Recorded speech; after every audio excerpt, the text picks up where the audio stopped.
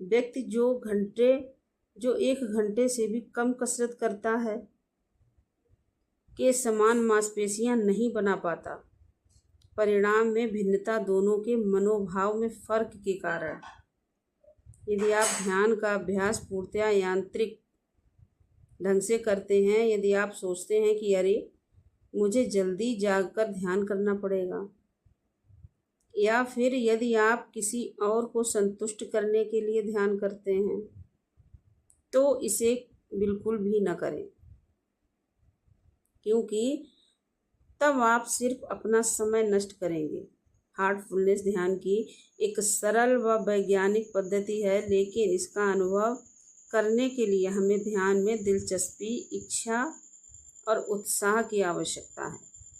आप स्वयं देखेंगे कि जब आप हर काम उचित मनोभाव से करते हैं, तब आपका पूरा जीवन रूपांतरित हो जाता है। आनंदपूर्वक ध्यान।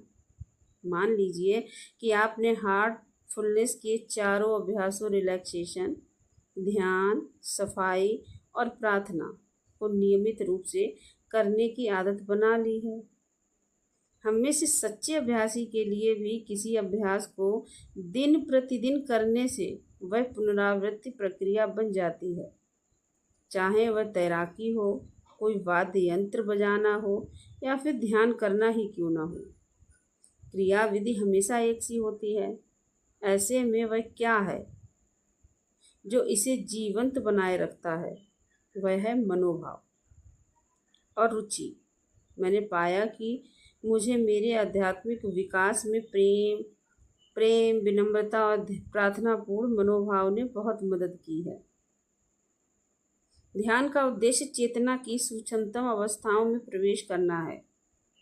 यदि आप अपने साथ भारीपन, कलह और पीड़ा लेकर बैठते हैं, तो क्या यह संभव है? अपनी देखभाल। इसके अलावा कुछ अन्य मनोभाव भी हैं जो सूक्ष्मतम तरीके से हमें बाधित करते हैं। उनमें से एक है अपेक्षा। कई लोग ध्यान में किसी विशेष परिणाम की अपेक्षा करते हैं। मान लीजिए किसी दिन ध्यान में आपको एक अद्भुत अनुभव होता है, जिसे अगली बार ध्यान में बैठने पर आप दोहराना चाहते हैं।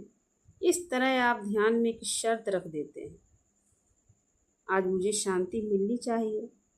हो सकता है कि इससे कुछ बेहतर अनुभव आपका इंतज़ार कर रहा हो, लेकिन आपको तो शांति ही चाहिए। ऐसे में आप बेहतर चीज़ पाने से वंचित रहते हैं।